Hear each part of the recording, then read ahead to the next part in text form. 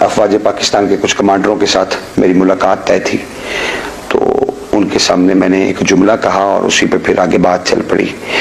میں نے ان سے کہا کہ سیدہ بی بی زینب کا ہی موضوع تھا کہ سمجھنا چاہیے کہ آخر رد انقلاب جو ہے وہ کیا ہوا، اس کا اثرات کیا مرتب ہوئے، اور موضوع یہ تھا کہ 38 لاکھ کلومیٹر کی حکومت 2.25 سال میں کیسے گر گئی۔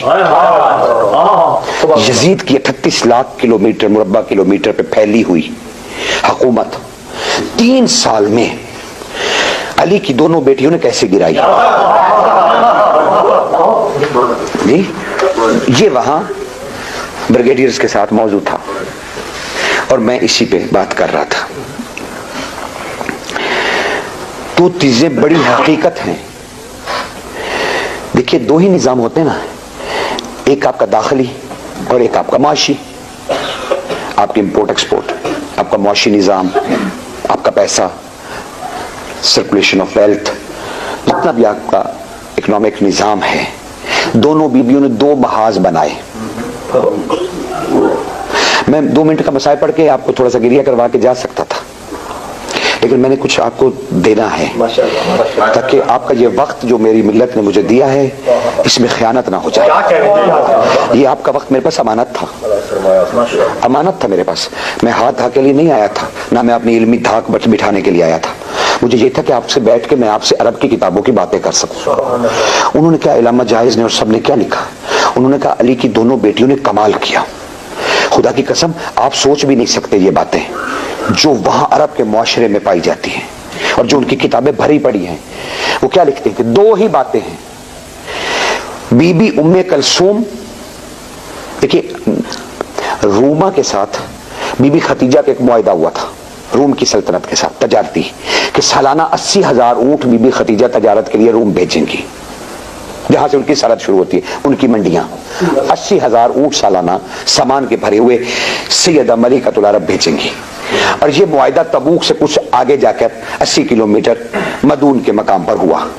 بی بی یہاں سے مکہ وہاں گئی، شاہ روم وہاں آیا، وہاں شاہی ملاقات ہوئی اور ایک معاہدہ تحریر ہوا کہ روما کی سلطنت میں جب ختیجہ کا مال داخل ہوگا تو روم کی حکومت اس کی حفاظت کی ذمہ دار ہوگی، اور جب سامان ہوگا تو اپنی سرحد پار روم کی فوج کرائے گی، اور اگر کبھی ختیجہ کے کسی خون پر یا اس کے ملازموں پر یا اس کے قافلہ تجارت پر کوئی بھی حملہ کرے گا، روما کی حکومت پابند ہوگی ان کی مدد کرنے کی۔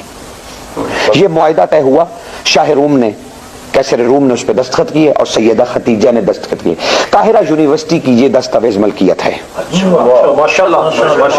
سیدہ طاہرہ کے جس نے دستخط دیکھنے ہوں، میں 9 مہینے قاہرہ میں جب درس خارج کے سلسلے میں مجھے بھیجا گیا حوزہ علمیہ نجف سے، تو میں نے اس کی زیارت کی اور اسے میں نے پڑھا، بڑے غور سے اس معاہدے کو پڑھا۔ اس کے نیچے جناب آغا طنطاوی جنہوں نے صحیفہ کاملہ کا پیش لفظ لکھا ہے، امام سجاد کی کتاب کا، طنطاوی، یہ طنطاوی مصر کے ڈین ہیں، جامع الازہر کے، اہل سنت ہے، یہی تو میں کہہ رہا ہوں۔ ہمارے اہل سنت نہیں، بہت بڑے شیخ ہیں، شیخ طریقت ہیں، پیر طریقت ہے طنطاوی جامع الازہر کے۔ انہوں نے صحیفہ کاملہ کا پیش لفظ بھی لکھا جو جہاں چھپی ہوئی مفتی جعفر حسین کے ترجمے والی، اٹھا کر اس کا کبھی پیش لفظ بھی پڑھیے کہ طنطاوی نے کیا لکھا ہے۔ طنطاوی نے ہی تو کہا تھا یہ زبور آل محمد ہے، کہا یہ دعائیں نہیں ہیں، یہ زبور آل محمد ہے، یہ زبور ہے جو داؤد پہ اتری تھی۔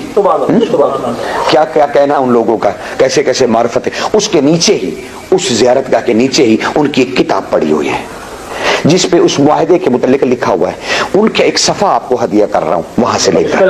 وہ ارشاد شیخ طنطاوی فرماتے ہیں کہ ام کلثوم علیہ السلام جب واپس لوٹی کربلا کے واقعے کے بعد، ہم تو صرف بی بی زینب عالیہ کے کرتے ہیں نا، بی بی ام کلثوم کو تو ہم نے صرف وہ کہا کہ جی لاوالد تھیں اور یہ تھا اور وہ تھا، بس آگے ہمیں کچھ پتا نہیں۔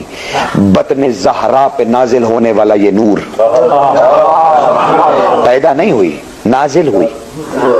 مریم نے جس کا واسطہ دیا، مناجات مریم کبھی پڑھیے، اس میں بی بی مریم نے جب درد زے سے شرمندہ ہو رہی تھی اور اللہ کہہ رہا تھا کہ کھجور کے درخت کے نیچے چلی جا، خرمے کے نیچے چلی جا، پردہ بنا لے، وہاں سے چشمہ جاری ہو جائے گا، تو بی بی نے کیا پڑھا تھا مریم نے کیا پڑھا تھا؟ مریم نے مناجات مریم میں ہے. دیکھیے عیسائی مانتے ہیں اس مناجات کو, ہم کیسے مسلمان ہیں؟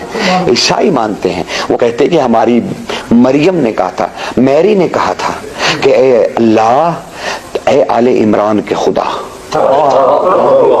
تجھے واسطہ ہے بطول کبرا کی چھوٹی کلی کا, میرے لیے عیسیٰ کی آمد آسان کر دے.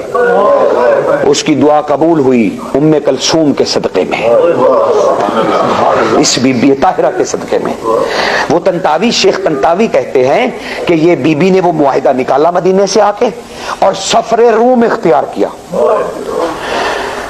بہت سے لوگوں نے ریسرچ کی, ہاں ٹھیک ہے, ریسرچ ہر کسی کا حق ہے. وہ کہتے ہیں, بعض نے, طنطاوی نہیں کہا, کہ بعض کہتے ہیں کہ جو فاطمہ ویلی ہے جہاں آج بھی عیسائی جا کے دعائیں کرتے ہیں, اور وہاں ایک مجسمہ انہوں نے میری کا لگا رکھا ہے, وہ کہتے ہیں کہ اس جگہ پر جو چبوترا ہے جس کے وہ قریب جا کے گھٹنے ٹیک کے دعائیں مانگتے ہیں, وہاں جا کر وہ بی بی ام کلثوم کے لقب یاد کرتے ہیں, اور کہتے ہیں کہ یہاں پر خدیجہ کی بیٹی بیٹھی تھی جس کے ساتھ ہمارا معاہدہ تھا.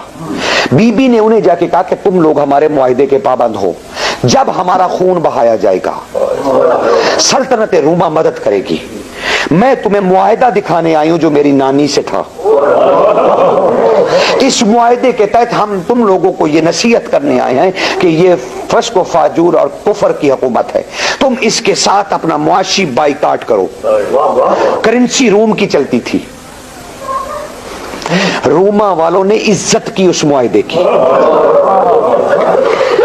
انہوں نے کہا شہزادی آپ واپس لوٹیے, ہم تجارت منقطع کرتے ہیں. 3 سال میں روم سے ایک پیسہ نہیں یزید کو ملا. معاشی طور پہ بی بی نے ایسا اسے ڈسٹرائے کیا.